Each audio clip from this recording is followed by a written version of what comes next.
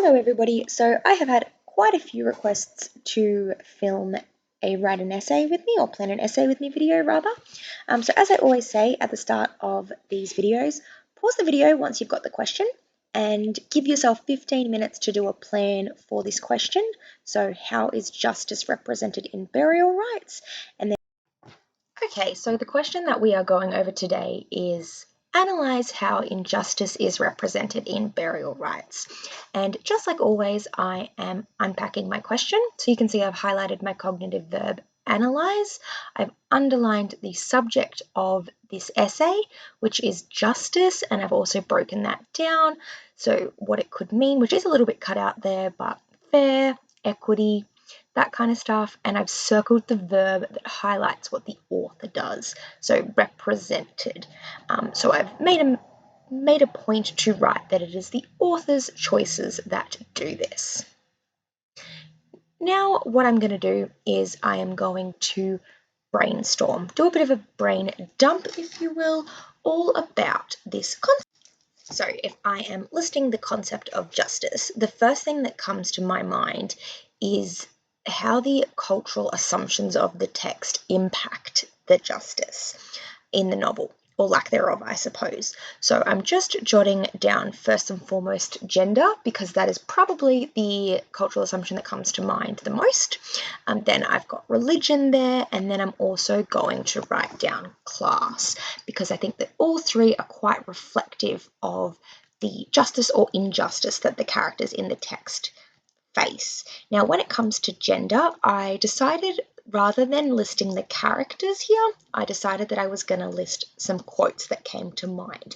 Because if this is my planning time in the exam, I want to get those quotes on the paper while they're fresh in my mind. So, first quote that comes to my mind is they see and I couldn't remember in this moment what the next bit was. I knew it was something about a woman with a head on her shoulders. So I've just written down they see, and then a thinking woman cannot be trusted, because I know if I couldn't remember a part of it in the exam, I could use my quote like that.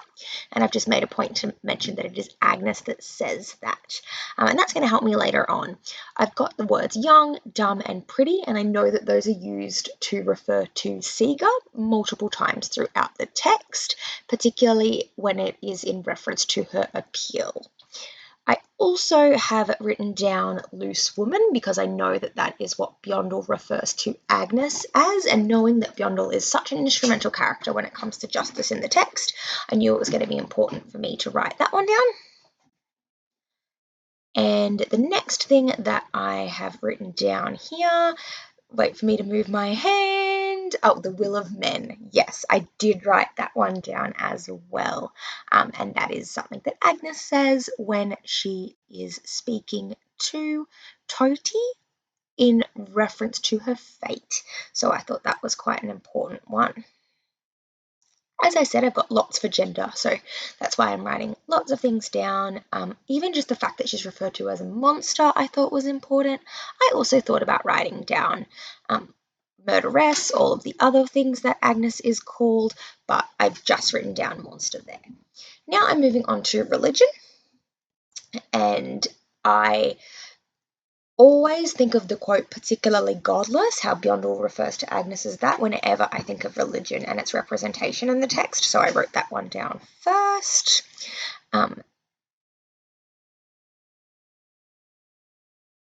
Then I did this a whole 5 hours ago, so I can't remember what I wrote.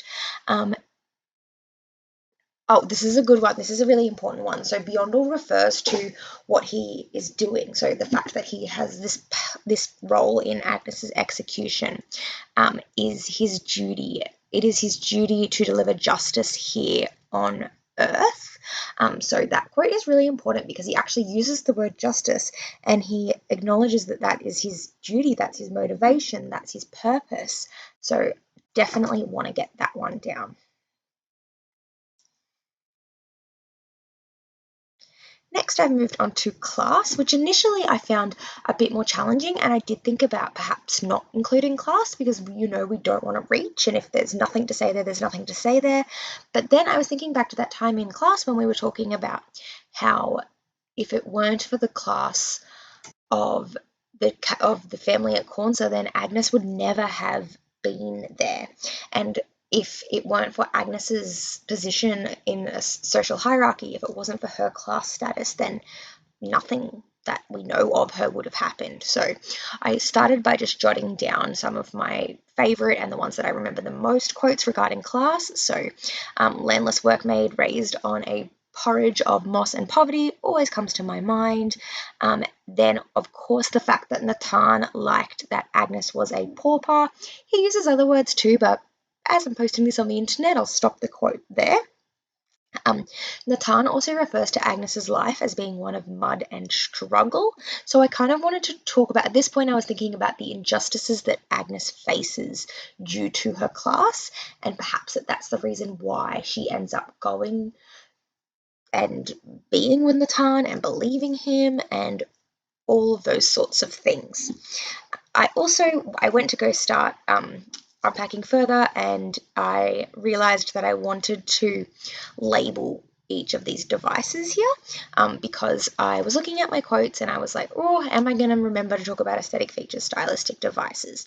So you can see I'm going around and just labeling them with what they are, because I know, because if I look back at the way I've unpacked the question at the start, I need to talk about the author's choices when it comes to justice. So I've written narrative viewpoint, lexical choice, characterization. I then remembered another quote for religion as I was doing this, which was, everything was well, what does my handwriting say? Everything was well and ordered. Yes, so Bjondor says this in one of the historical documents regarding the execution, and it's quite cold and it's quite direct, and I think it's such an important quote that it's like he's giving a review of an execution, which is so odd. So I've zoomed in a little bit here. They keep labeling the devices, apparently. So I've got some dialogue there. Now I'm going to colour my cultural assumptions. That's supposed to be yellow. And you're going to watch me make a little table on the side. I'm just doing this for my own confidence, really. I know that if I was in the exam, I would want to be able to reassure myself that I'm including everything that I need to. So by color coding it in this way, I know that for me, that's going to make me feel like, yep, I've got everything that I need there. Writing down cultural assumptions, identity, times, places, attitude, values, beliefs. My camera did cut out again, but I have highlighted the identities and the times and places. Oh, I've actually done all of them. Oh, okay. I guess I missed a little bit of recording there.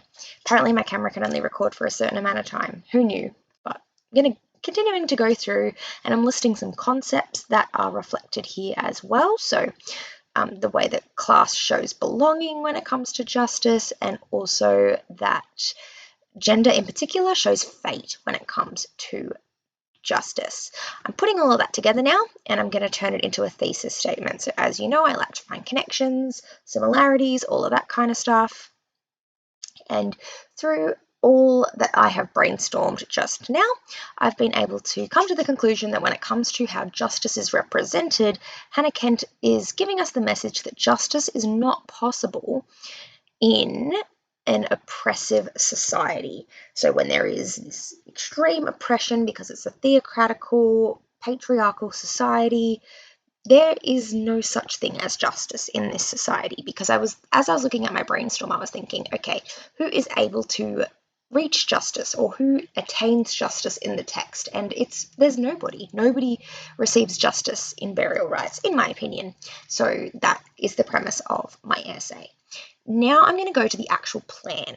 So I know for me, I like my body paragraphs to be in a petal-ish kind of way, because that's going to ensure I include all of the stuff. I've got my thesis on that page already, so I decided to not rewrite it, but just write that that justice does not equal possible. You'll also see there that I've written all in terms of times and places, and that's because I was going to go through and underline everything that I thought reflected the times and places, but it quite literally was everything. Here I'm just looking for the pen that I thought I lost, and then I found it.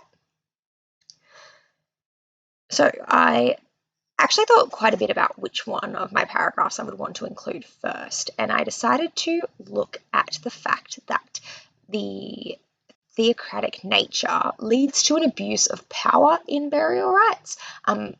most often highlighted through Beyondel, and this theocratic abuse of power means that there can't be justice served.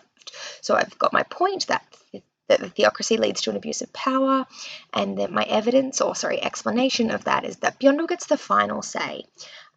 In terms of the techniques that I'm going to use to prove that, I've got historical documents. I also have, of course, I've got irony, because of the way in which they contradict their religious beliefs in the text, and then narrative viewpoint, because I've got that third-person perspective as well as the first-person perspective. I'm able to see the extent to which this is the case.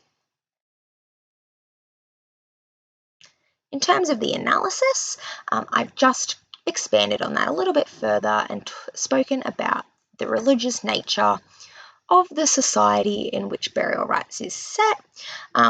Means that Beyondel, Agnes never really stood a chance. She didn't have the option of justice made available to her. This is quite hypocritical in nature, so that's going to reflect the irony that I wanted to talk about earlier. My second point, I'm actually also going to go through and just make a note of all of the evidence from my brainstorm that I will use in that paragraph, just to make my life easier later. So you can see I'm drawing little stars, and those are the pieces of evidence that I would use in that first paragraph. Then I have my second body paragraph ready to plan. And in this body paragraph, I'm going to talk about gender. So I'm going to discuss the way that the patriarchal society is established. So these rigid gender norms that are prevalent within the society mean that there cannot be justice. So similar to my first paragraph, but also completely different, because I'm not talking about religion here, I am talking about gender. So women are not able to have anything even close to justice, or just as written there. There is this disparity between the way women are treated in the text, so Seega and Agnes in particular, based on gender expectations and how this shapes their fate and therefore leads to a lack of justice. In terms of the techniques that I could talk about, or I will talk about, I should say there, we've got juxtaposition between those two characters, but we also have lexical choice, so obviously the loose woman, the monster, all of those sorts of things, and then dialogue, because a lot of the things that are said out loud reflect these values or lack thereof. And again, I'm just going through, making a note of which of these quotes I'm going to use. You'll see here I realize that I've done a star again, or maybe I don't realize that quite yet. Soon I realize that I've done a star again, which means I can't quite separate the two. But to analyze this, I've got the fate of Agnes is sealed by her being a woman with a strong intellect. So the fact that she is both intelligent and a woman pushes her further away from seeking justice, from being able to receive justice. Here I am fixing up my stars, I'm turning them into circles. Ish, kind of looks a bit like Saturn or something maybe, I'm not sure. And then we have our final paragraph. Now, here my blue pen ran out. I know that will bother some of you, but I do start writing in black pen because that blue pen was not cutting it anymore. My final paragraph is going to be about class and about perhaps the fact that the biggest injustice in the text is that Agnes finally receives belonging or connection or any of those sorts of concepts. She finally gets what she's wanted for so long, and then she is executed. And how unjust is that? That is completely unfair. So that's essentially what I'm going to look at here, but from the perspective of class. So it is class that allows her to have, it's class that gives her the belonging, and it's class that takes it away, essentially, and this is unjust. It was class that hindered her from belonging in the early days of her life as well. So obviously we know that is her story from the very beginning, so that's something that I'm making a note of there as well.